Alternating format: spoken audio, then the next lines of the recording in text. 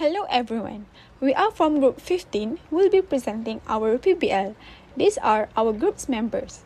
First of all, this experiment aims to synthesize 2,2,5-dimethylphenyl acetonitrile from 2,5-dimethyl chloride and to evaluate the effectiveness of nucleophilic substitution under controlled conditions by determining the boiling point and percentage yield of the purified product.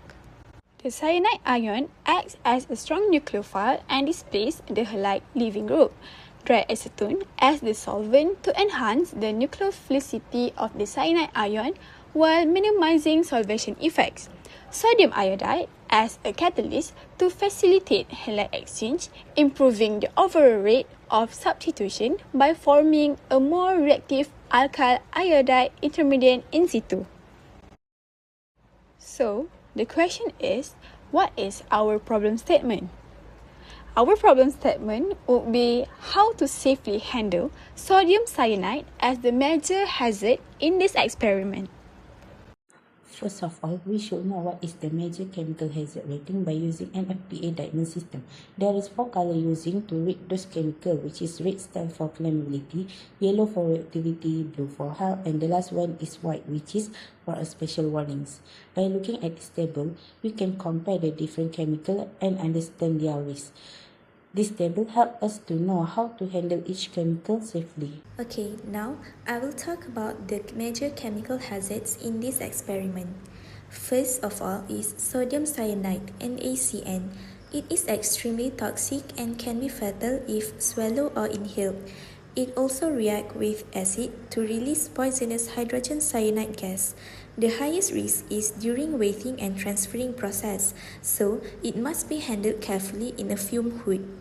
Next is 2,5-dimethyl chloride.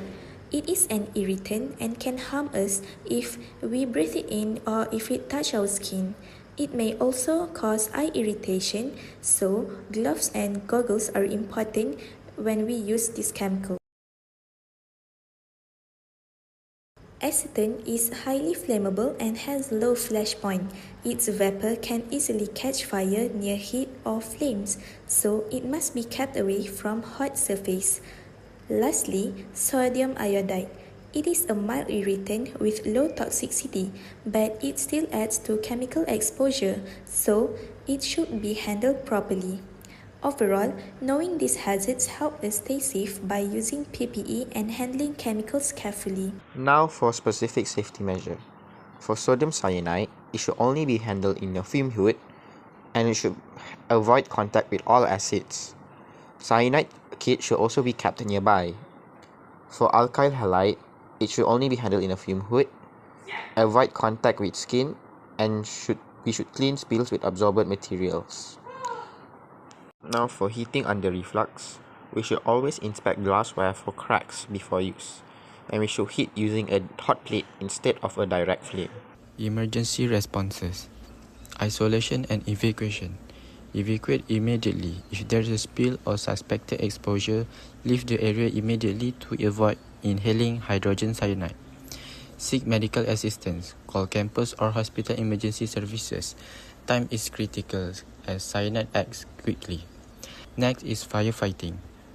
Acetone is extremely flammable with a low flash point. Carbon dioxide or dry powder extinguisher. This removes oxygen or interrupt the chemical reaction without spreading the fire. Don't use water. It can spread the fire as acetone is less dense than water. Next is chemical spill. Sodium cyanide must be kept away from acidic substance all times. Labs have spills kit with inert absorbents for organic solvents. For cyanide, there may be special absorbents that neutralize it, like sodium hypochlorite. That's all from us. Thank you for the attention.